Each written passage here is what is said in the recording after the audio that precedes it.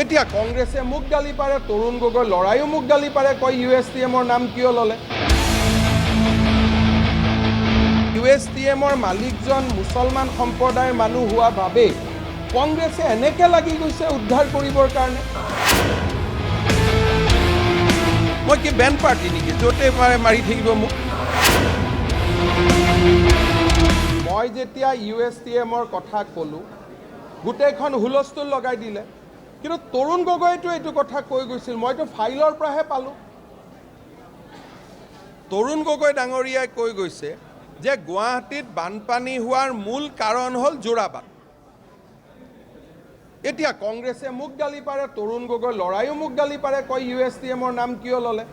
এতিয়া বাপেকে কোৱা কথা যদি পুতেকে ভুল বুলি কয় মই কি কৰিব পাৰোঁ কওক। চবতেতো ৰাজনীতি বিচাৰি থাকিলে নহ'ব। মুছলিম মানুহ হ'লে সংৰক্ষণ দিব লাগিব, সেই ভাৱধাৰণাটোৰ পৰা আঁতৰিব লাগিব। USTMৰ মালিক যদি হিন্দু হ'লহেঁতেন ইমান চিঞৰ বাখৰ কৰিলেহেঁতেন নেকি। আজি যিটো তৰুণ গগৈয়ে কৈ গৈছে, এবাৰ নহয় 2005ৰ পৰা 14লৈকে মই পেপাৰ কাটিং ওলাইছোঁ, 25টা পেপাৰ কাটিং পাইছোঁ এতিয়ালৈকে। তেওঁ কৈছে মেঘালয়ে কেছ দিব লাগে, মেঘালয়ে আমাক শেষ কৰিলে। তেওঁ আৰু কৈছে, তেওঁ অখিল গগৈকো দোষ দি থৈ গৈছে যে গুৱাহাটীৰ বানপানীৰ দোষী আনজন দোষী হ'ল অখিল গগৈ।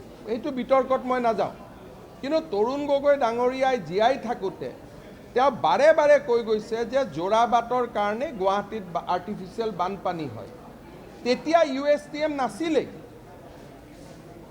আজি এতিয়া USTMৰ মালিকজন মুছলমান সম্প্ৰদায়ৰ মানুহ হোৱা বাবে কংগ্ৰেছে এনেকে লাগি গৈছে উদ্ধাৰ কৰিবৰ কাৰণে। যদি সেইজন মানুহ হিন্দু হ'লেহেঁতেন কংগ্ৰেছে কি কৰিলেহেঁতেন। তো ইমান তুষ্টিকৰণ কৰিব নাপায় নহয়। তাত পানী আহেনে নাই, এইবাৰ পানী অহাৰ দিনাখন আপোনালোক মোৰ লগত ওলাব, ভূপেন বৰা ওলাব, গৈ পেলাই মই একেলগে তাত থিয় হৈ থাকিম, পানী আহেনে নাই চাব। মই যুৱৰাজক নকওঁ, তেওঁ টিপি পানীত ভিজিব বেয়া পাব, কিন্তু ভূপেন বৰাটো মাটিৰ মানুহ, ভূপেন বৰাটো মোৰ লগত যাব পাৰিব।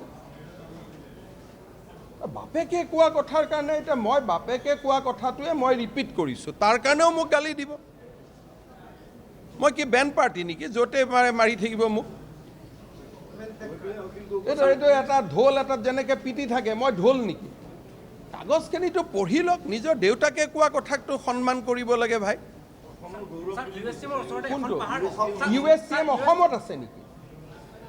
এইবিলাক কথা উত্তৰ পূবৰ গৌৰৱ হ'ব পাৰে, তাতে গ'লেই গম পাব যে সোমালে মক্কাতে সোমাইছে নে গুৱাহাটীত সোমাইছে গমেই নাপায়। সেইটো হ'ব পাৰে উত্তৰ পূৰ্বৰ গৌৰৱ, কিন্তু অসমৰ গৌৰৱটো নহয়, অসমৰ সংকট।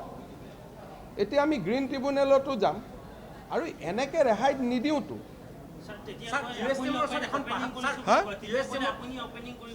ক'ত অপেনিং? মই কোনো অপেনিং কৰিব নাযাওঁ দেই। মোক প্ৰতিদিনৰ ফাংচন এখনত মাতিছিল কাৰণে জয়ন্ত বৰুৱাৰ অনুৰোধত তাত গৈছিলোঁ। মই কোনো এইবিলাক অপেনিং নকৰোঁ দেই, এইবিলাক কথা মোৰ মই নানিবই। তাতে জয়ন্ত বৰুৱা ডাঙৰীয়াই ৰামনাথ কোবিন্দক মাতিছিলে, গতিকে সেই অনুষ্ঠানত মই ভাগ ল'ব গৈছিলোঁ।